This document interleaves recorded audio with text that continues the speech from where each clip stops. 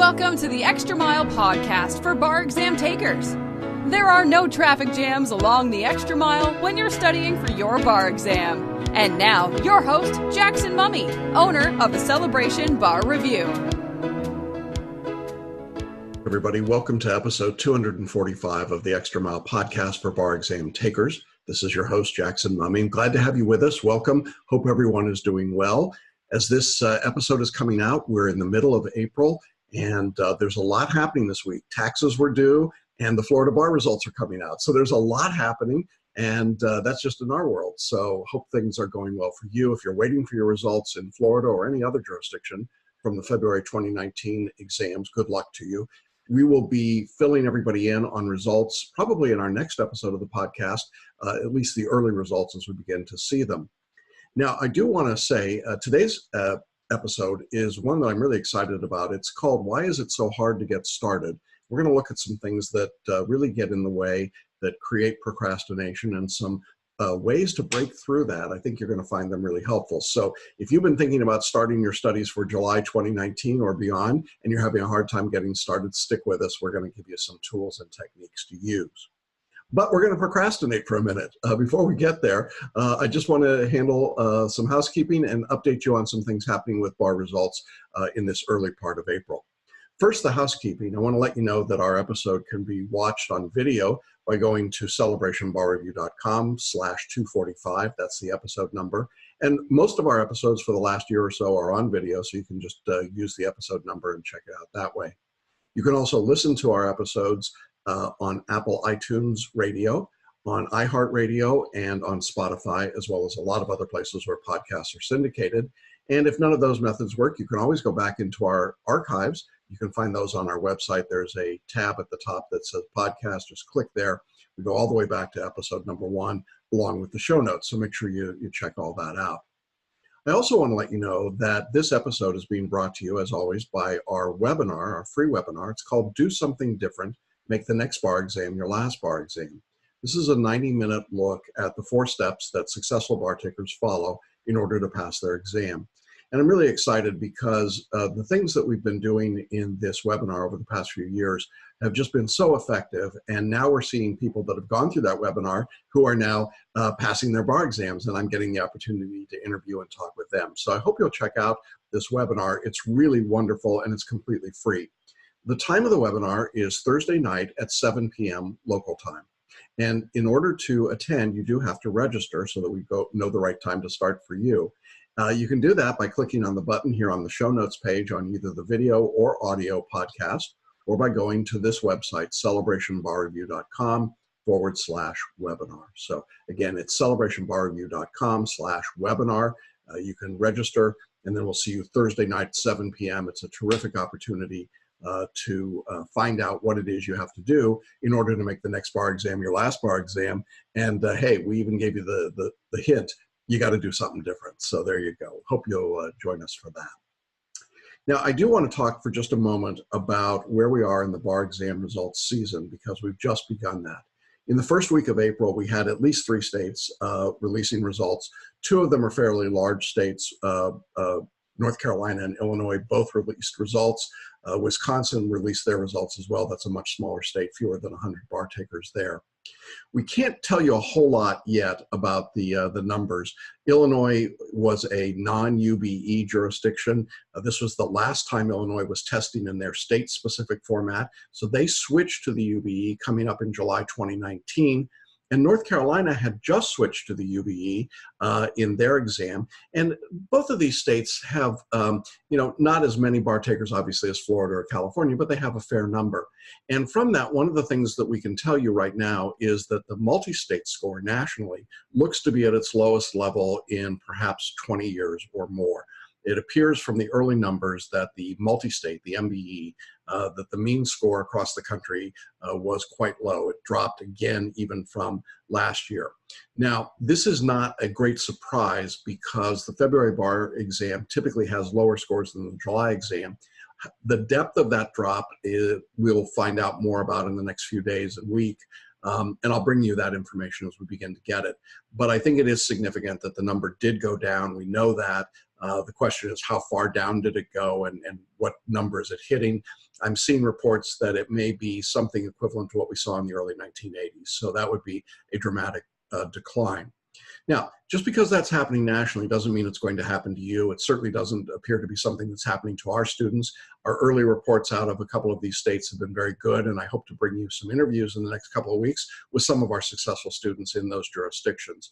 Nonetheless, it is an early bellwether. You might say it's the canary in the coal mine that tells us it's going to be a hard exam season. That doesn't surprise me either.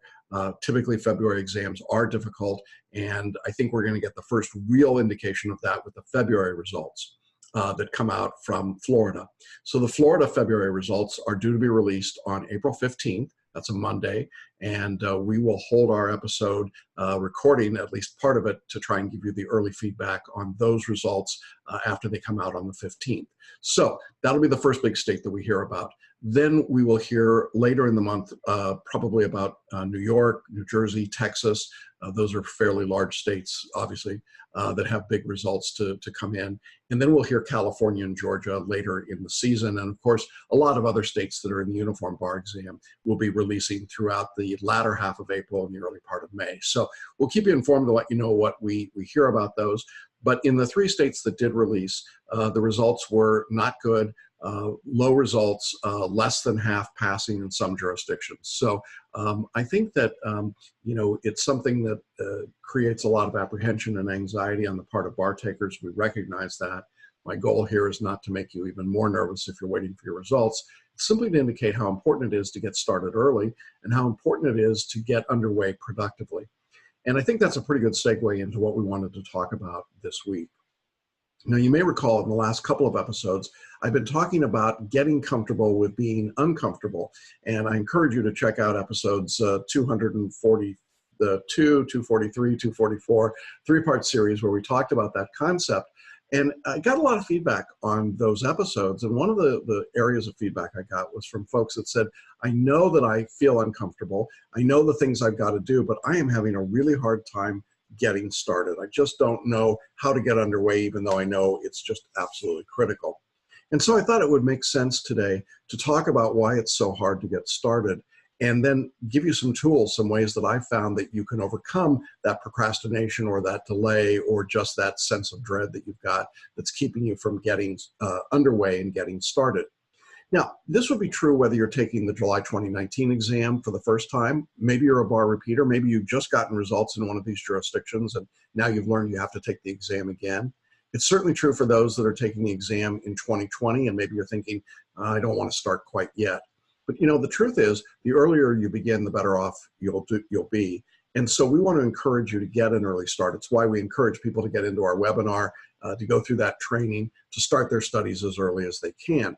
An early start makes a difference. We see a difference in results based on when people begin. So if you're taking the July 2019 exam, it's not too early. In fact, you're starting to get close to the it's almost too late period, and it's really critical that you get started. But even as I say that, I know that for some of you, that just forces down even more the panic button and causes you to be even more anxious and to feel even more like you just can't get started.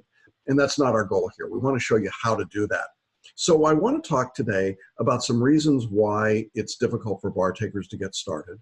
And then I want to talk, secondly, about some habits that you can use to overcome delay. We're going to rely a lot on a book I've been talking about recently by James Clear. It's called Atomic Habits. I really encourage you to check it out. And then I'm going to talk about some tools that we offer within our course that I think can be very helpful for dealing with that delay and procrastination. So let's jump into the first of our 3 reasons, first of 3 points about why it's so hard to get started and how to fix it. And the first thing I want to talk about are the reasons why it's hard to get started. And I suppose that for some people it would be obvious. I just don't want to do it.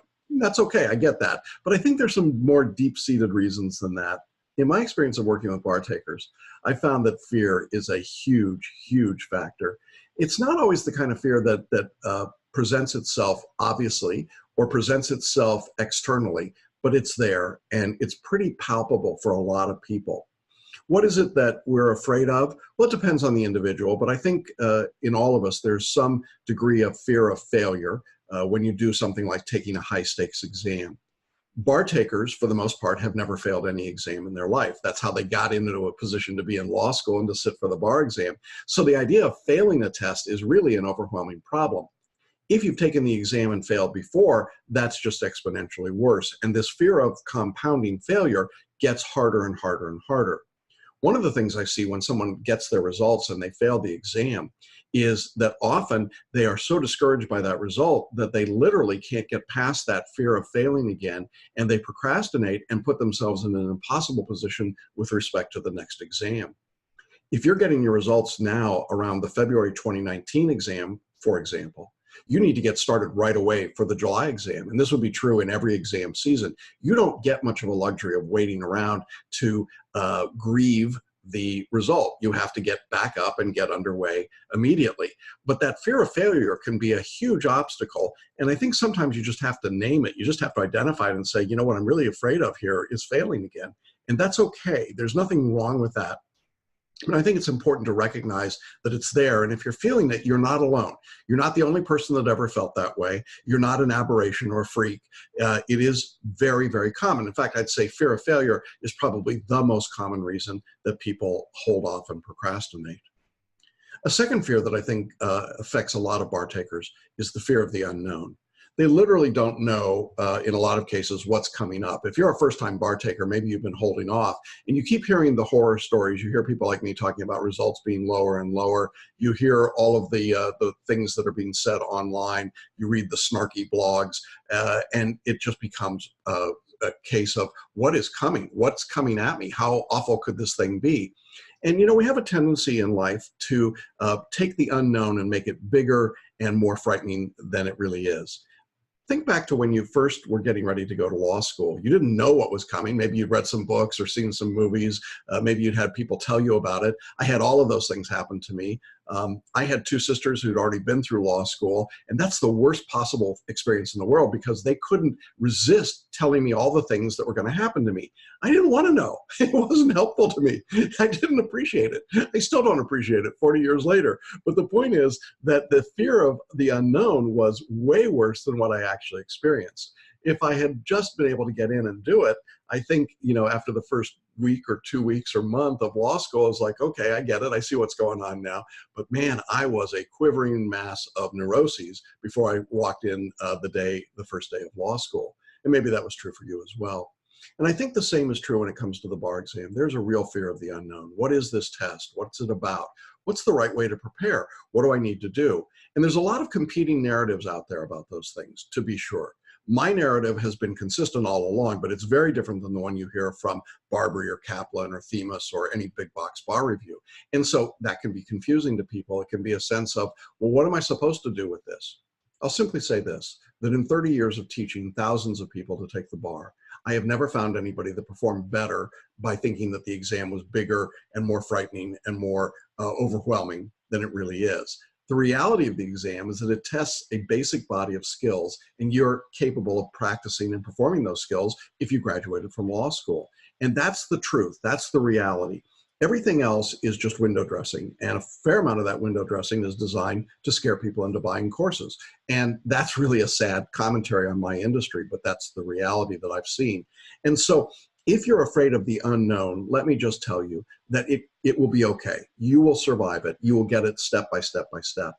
You know, sometimes people buy a course like ours, they get underway, they buy the course, and then they just sit there. And we contact them, we say, how you doing? Day 1, crickets. Day 2, crickets. Day 3, crickets. Okay, now we got to intervene. Something's going on here. And we say, what is it? Well, I'm afraid I don't know how to get online, or I don't know how to get started, or I don't know how to write an essay, or I don't know how to memorize, or I don't, you know, we're like, you don't need to know all those things. All you got to do is follow the syllabus. Just do one assignment, do one step, take one step at a time. Obviously, the old aphorism about eating an elephant one bite at a time really applies to any big task, and the bar exam is certainly a big task.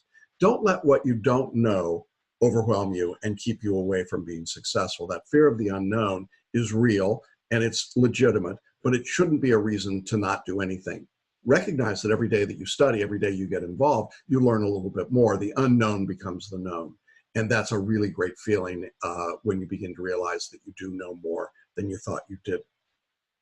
The third fear, the final one that I want to talk about, although there's just so many fears, I could go on and on and on. But the third fear, the one that I hear the most, is a fear of judgment.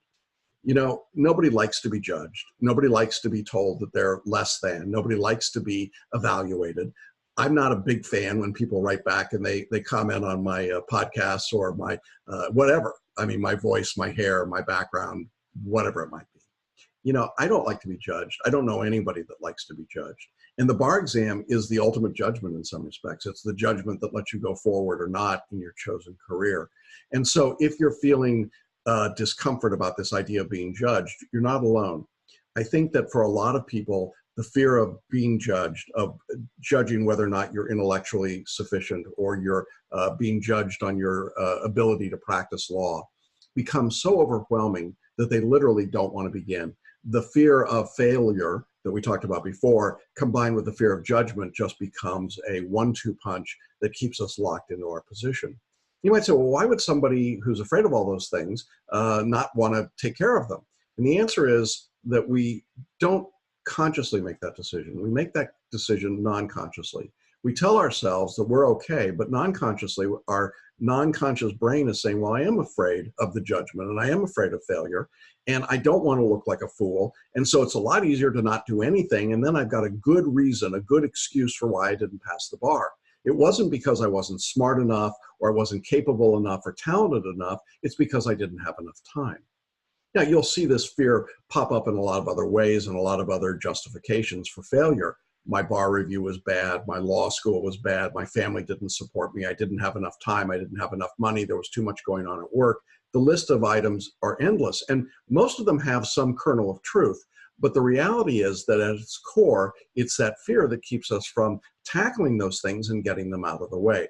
So I think if you're struggling with how to get started, one of the first things you need to do is ask yourself, what am I afraid of? And maybe you want to make a list. What is it that I'm afraid of? Don't have to share it with anybody, but really write it down and be honest. And then look at the list objectively and say, do I really need to be afraid of each of these items? And what's the downside to each one?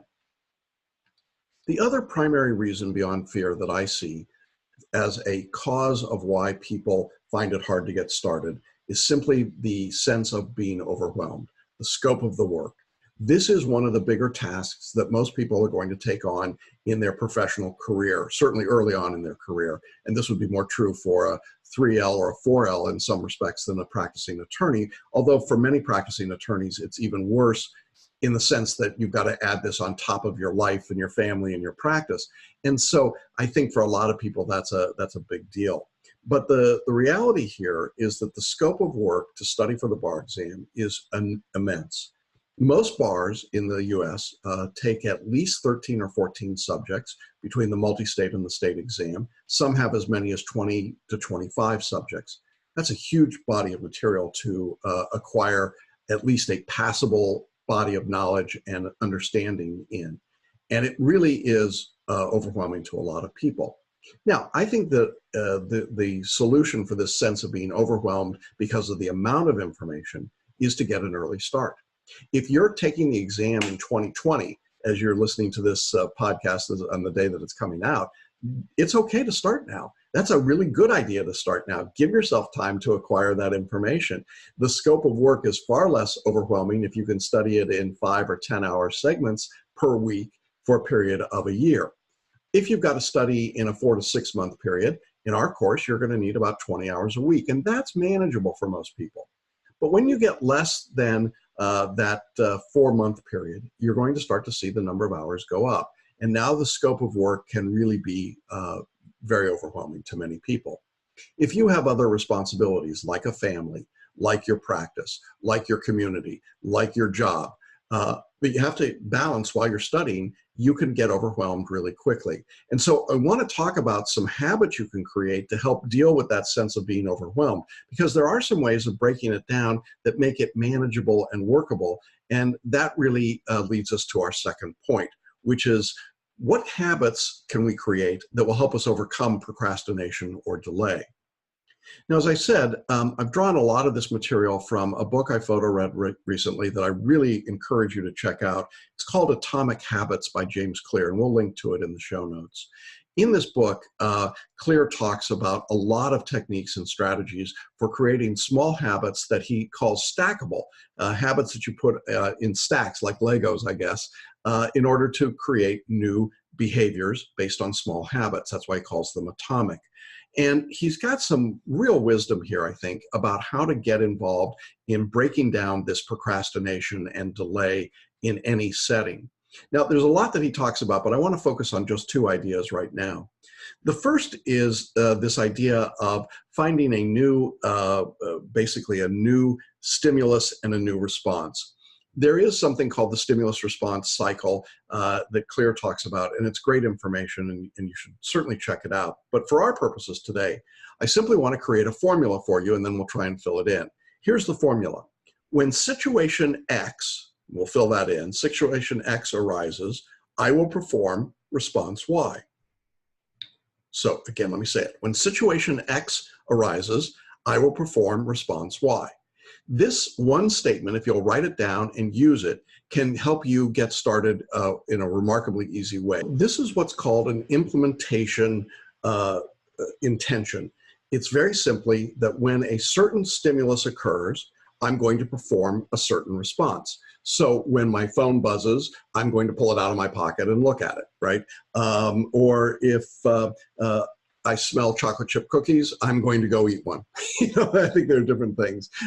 If I hear an ambulance siren while I'm driving, I'm going to pull my car over to the side of the road. So there is a situation in which we perform a response. So one of the ways that we think about this is thinking about this idea of what kind of situation could occur and what my response be to it. So how do we get to that situation and response that works for us in studying?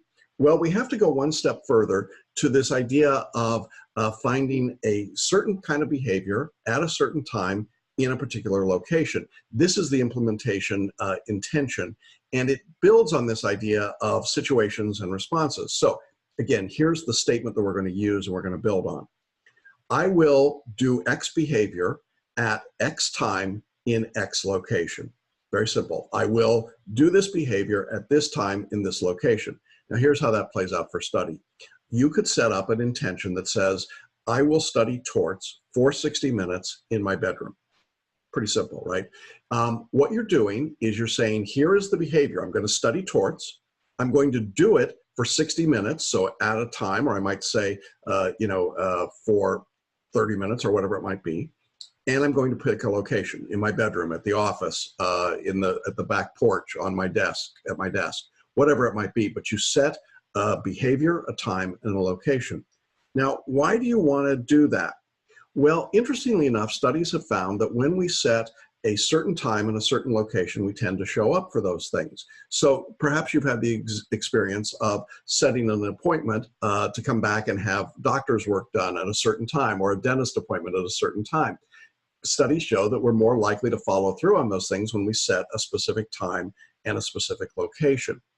If you're having trouble starting your bar study, one of the most effective things you can do is to sit down and say, you know what, I know that in order to pass the bar, I have to get through this number of assignments in the coming month.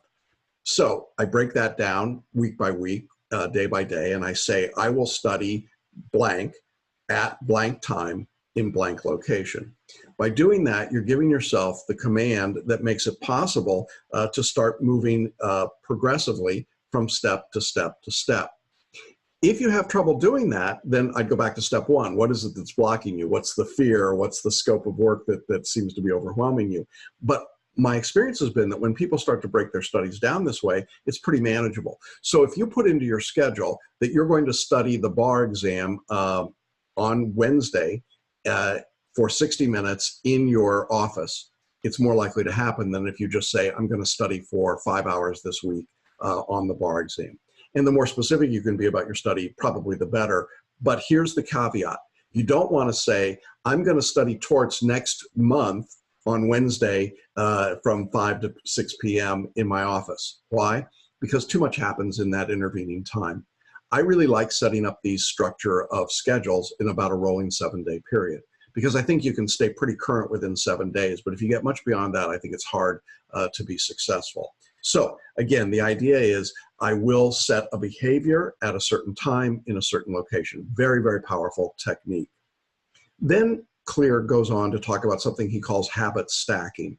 And what he means by this is that you simply say, after current habit, I will add new habit. Now, what does that mean?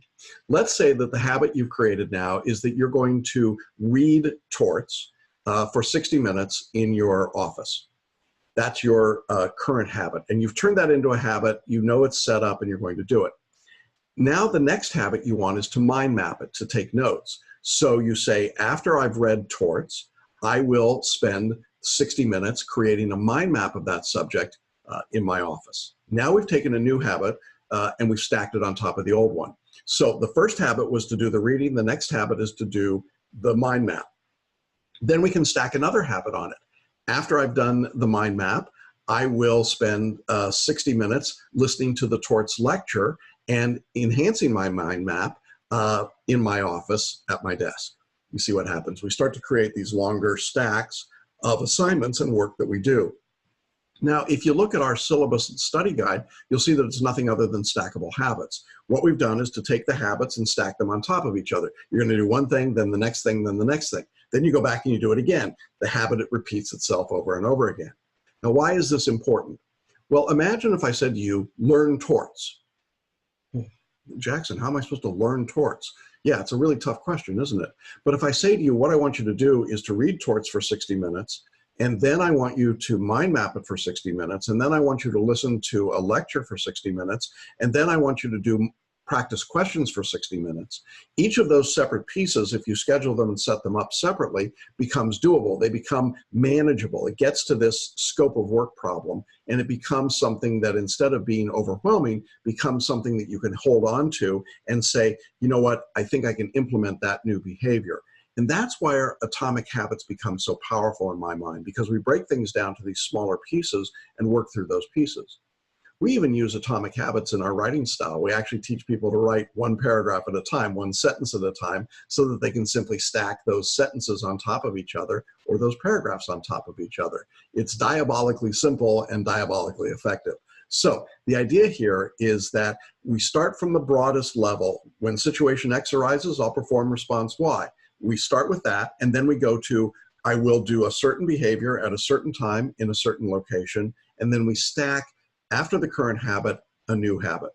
And I'll have more to say about this in other episodes, but I wanted to just introduce the concept to you today, because I think if you're struggling with how to get started, this is probably the most effective thing you can do, is to write down these specific behaviors, the specific time and location, and then start stacking them as you create consistency.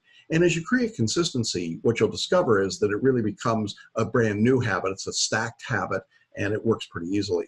And if you're having trouble figuring out how that actually works in practice, just think about when you get up in the morning. You've got a whole series of habits. Certainly, if you're like me, you've got a habit for brushing your teeth. You've got a habit for shaving. You got a habit for taking your shower and washing your hair, and doing all the things you got to do. You stack all those together, and it's your morning ritual. And so it's really nothing other than that, but we apply that to the bar exam. So we started with our reasons for procrastination, and then we talked about some habits that you can use to overcome delay. But you might be saying to yourself, boy, this sure seems difficult. It seems like a lot to do. Well, I want to suggest to you a few tools that I have found make it easier for people to employ these strategies. The first of the tools is something that we've been using for many years now. It's a tool called a paraliminal recording. Now, a paraliminal recording is simply a soundtrack that plays two different voice audio tracks in the left and the right ear. One side is going to your left brain, the other is going to your right brain, and it's two different narrations happening at the same time. The point of these narrations is to distract the conscious mind, to get it not confused, but just checked out, because you can't listen to two voices at the same time, as most of us know. And while that's happening, then we're talking to the non-conscious mind. Now, the soundtracks are audible. You can hear all of them. There's no subconscious processing going on here. There's no hidden subliminal tracks. But the interesting part is that what happens is that what's going from the right ear to the left brain is designed to get the left brain, the conscious brain, kind of engaged there. And then what's happening in your left ear going to your right brain is what's going to the non-conscious. So you can actually focus in on that and listen to it. And each of these soundtracks take about 20 to 30 minutes to listen to. It's passive. You just put on a pair of headphones or earbuds. You play them, and they have remarkable effects because they're really speaking directly to the non-conscious brain. Paraliminal recordings were created by Learning Strategies. They're the same people that do photo reading, and they have created over the years 50 to 60 different recordings on different topics. A few years ago, I sat down with the folks at Learning Strategies, and we went through the list of 50 or so recordings, and we curated a set of 16 of those recordings that we thought were most appropriate for bar exam students. And we offer those to our students, and we'll put a link in the show notes for you to check it out. Now, these topics of the recordings span a wide range, but there are 4 in particular that I find amazingly helpful when you're struggling with getting started. The first of the recordings is called Overcoming Overwhelm, and it's literally about feeling overwhelmed. You put this on, you listen to it for 20 minutes every day for 3 or 4 days, and what you'll begin to realize is that you're feeling less overwhelmed. You're feeling less just pushed back by the tide of events and how much work you have to do and how big the task is. It starts to break it down to size, and it's a fascinating recording, and one that's incredibly effective, particularly if you're feeling this overwhelm. There's just too much for me to do. Now, one other great thing about paraliminals is you can listen to them at night before you go to bed. You can listen to them in the morning when you get up. You can listen to them at just about any time, except when you're driving, because there is a segment of the paraliminal that for a lot of people, you'll just fall asleep for about 5 to 10 minutes of the recording. So you definitely don't want to do it while you're driving. The second recording that I suggest to our students that are struggling with how to get started is very simply called Get Around to It. Now, this one's been around for a long time, and it's used by people all the time who struggle with procrastinating in all kinds of areas of their lives. And I've used it myself a lot, and it's really remarkable. I listened to this recording a few times in a row over several days, and I find myself starting to do the thing I was procrastinating or putting off. It's not that I consciously say, well, now I'm going to do that thing I was procrastinating. I just find myself doing the thing. And then I say, why am I doing this thing I was putting off? It's just like whatever the block was isn't there, and I feel compelled to do it. It is really effective. If there's something that you hate doing, like your paperwork or your taxes or, mowing the yard or whatever it might be, listen to this recording and you'll be surprised at how easy it is to get started. So if you're struggling with getting started with your bar studies, Get Around to It is probably the most effective of the recordings in the Paraliminal series. There are 2 other recordings that I like a lot when it comes to procrastination and delay and overwhelm. One is called Belief. This goes to that whole idea of fear that we talked about, the fear of failure, the fear of judgment. If you have a strong belief in yourself and a strong belief in what you're capable of doing, it really takes away a lot of those fear blocks, and those fear blocks can get in your way.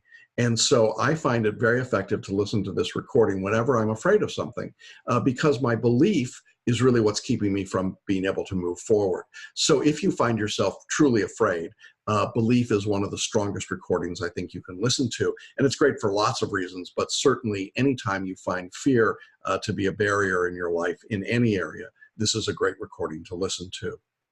And the last of the recordings that I like in this particular category is called Self-Esteem. You know, I think when we talk about judgment and failure, it's easy to mix up the idea of failing the test with becoming a failure or being a failure. And that's certainly not true. And objectively, we could all look at it that way. But I think that in a non-subjective or non-objective way, subjectively, we would say, well, I feel like a failure. And I hear that from people all the time. If you feel like a failure, if you feel like you have let other people down, if you feel like you don't have the ability, you know, that's really a self-esteem problem in some respects. And it can hit people who've been successful much harder than people that have had to struggle and fight their way along life's road. And so if you're feeling some of that, the Self-Esteem Paraliminal is a terrific tool. Again, you listen to it for 20 minutes a day for 3-4 days in a row, and then you come back and listen once a week or a couple times a month as you need it, just kind of like a booster shot. And it's a great way to break any habits that you've got. So if you've got bad habits, if you'd rather watch TV than study for the bar, instead of watching TV, listen to this Paraliminal and then see what happens. I think you'll find that you're then inclined to sit down and do your studies, particularly if you'd set up an I will do such and such a behavior at such and such a time in such and such a location. You'll be surprised how often that'll keep you away from watching Game of Thrones. All right, so paraliminal recordings, we've got a whole series of them, not just 4 of the 16, but I think they're really incredible and very effective, and I encourage you to check those out. They're audios that you can get from Learning Strategies. You download them to your mobile device, put them in your library, and listen to them anytime that you want. So really encourage you to check that out. And then the final tool that I want to talk about here today, and again, there are plenty of tools available, but in addition to paraliminals, I think meditation is really, really important. You know, the whole goal of meditation is to become aware, it's to become mindful, it's to become conscious of the choices that we're making. So many of us make choices in our lives that we're not really conscious of, that are very harmful to us. And delaying your studies for the bar would be harmful. And consciously, no one would choose to do that. But non-consciously, we find all kinds of reasons and excuses to not study. And then it becomes harmful to us. Well, one of the goals and one of the benefits of meditation is that you become clear on what those decisions are, what's really going on. If you had trouble doing the first exercise I talked about, the making a list of things that you're afraid of, meditation will help you get to the point where you can make that list. Now, there are lots of different ways to meditate. A lot of people like to use meditative yoga, or they literally go in and meditate and, you know, cross-legged on the floor. That's a lot of work. And for me, I try to take the simpler way to do this. So I have 2 tools that I use. One that's fairly recent that I'm really excited about. And if you're watching on video, I am now holding up a box for a product called Muse, M-U-S-E. Now, Muse is a brain sensor headband. And again, if you're watching on video, this is the best part because I'm going to put on this headband. But essentially, it just goes right over your ears and to your forehead, and it senses your brain waves and how your brain activity is going. Once you've got this baseline set using the headset, you then just use your